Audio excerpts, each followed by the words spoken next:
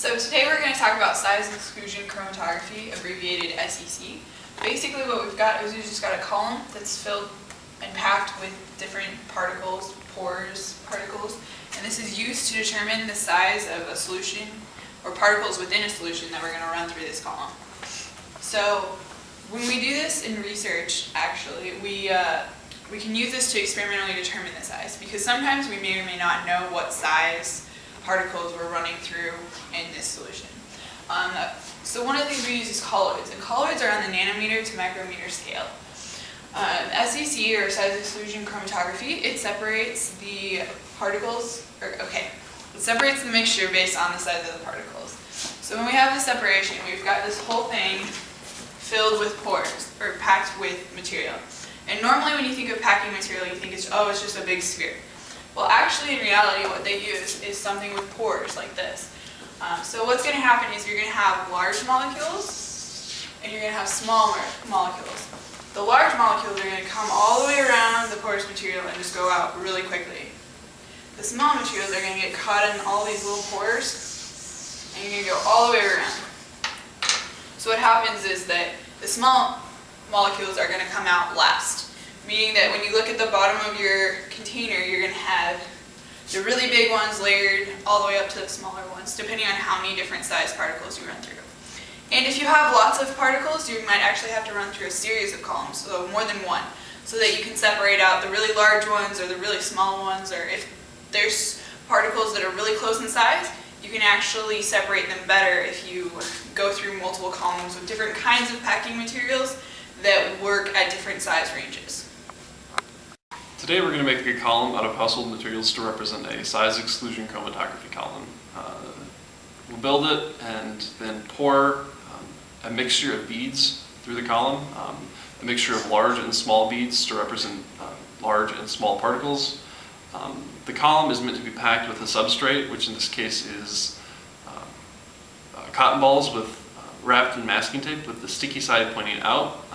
The tape is meant to represent the pores and how the particles will selectively adhere to the tape and maybe stick to them based off of their size.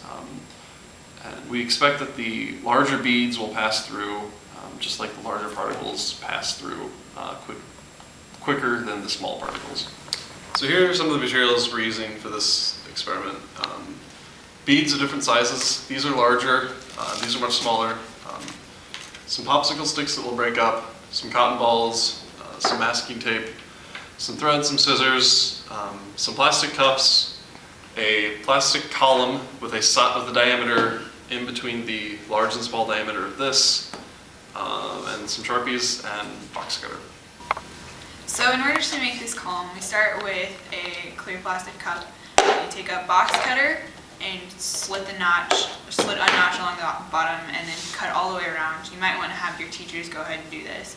Then you can mark little slits, and we're going to go ahead and cut them with some scissors and take pieces of thread and put thread across the bottom and tape it together so that you have a mesh grid at the bottom that will catch what we're going to fill this column with. So once you have two cups that are like this, one without any thread and one with the thread on the bottom, we're going to go ahead and tape them together so that we have a column.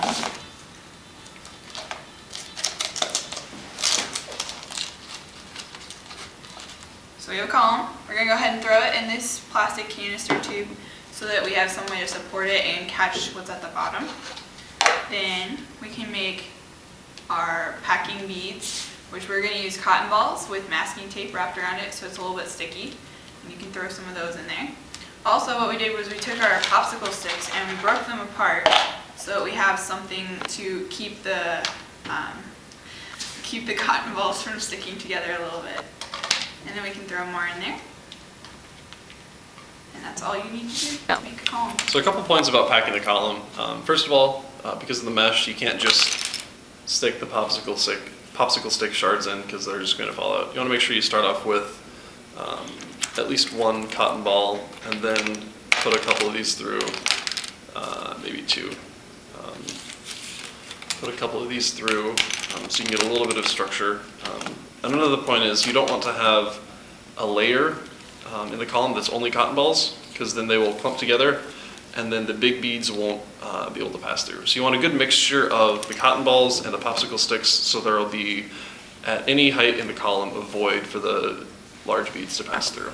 So because we're using only household items, there really aren't many safety hazards. Not using any toxic chemicals, no harmful liquids, organic vapors, anything like that. We're using a couple blades, so probably stick to having the teacher operate the box cutters. Don't cut towards yourself, etc. Unless you can hurt yourself with beads, really nothing too much else to worry about. So here we have a mixture of some of the larger beads and the smaller beads. I'm going to pour it through the column.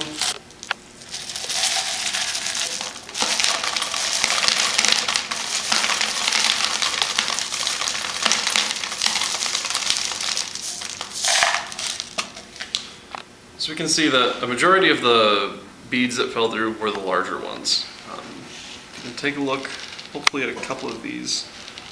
You can see on this cotton ball, some of the smaller beads got stuck. I guess you can't. This represents how the smaller beads are more prone to getting stuck in the pores of the particles in the actual size exclusion chromatography. And the larger particles are just too big to get in those pores. And these particles are just too big to stick to those, so they fell through the bottom. Another way to ensure that there are voids in the column is to cut little holes in the side and put popsicle sticks through. So you kind of have it so the popsicles are more like they're floating, just so there's a lot of space, both radially and vertically.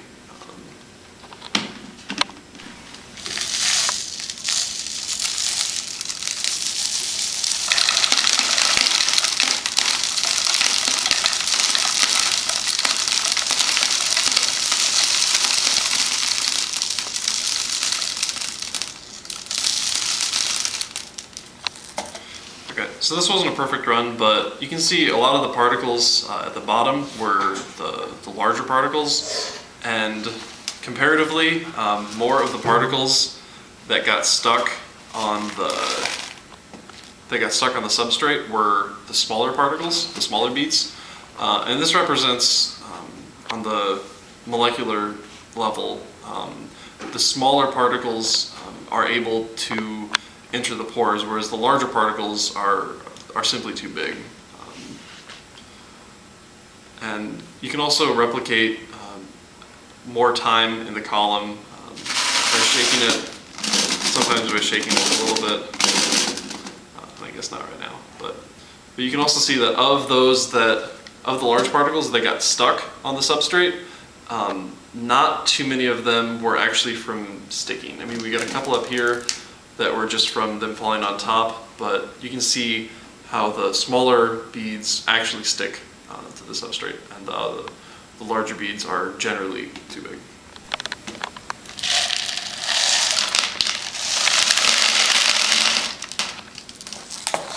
So as you can see, this would be the ideal case because all the large beads fell through first and the majority of the small beads are stuck on the cotton balls.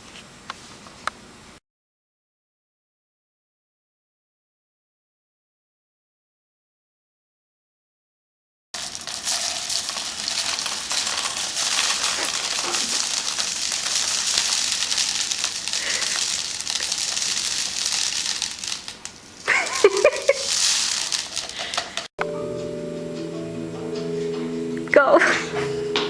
Are we going? Go.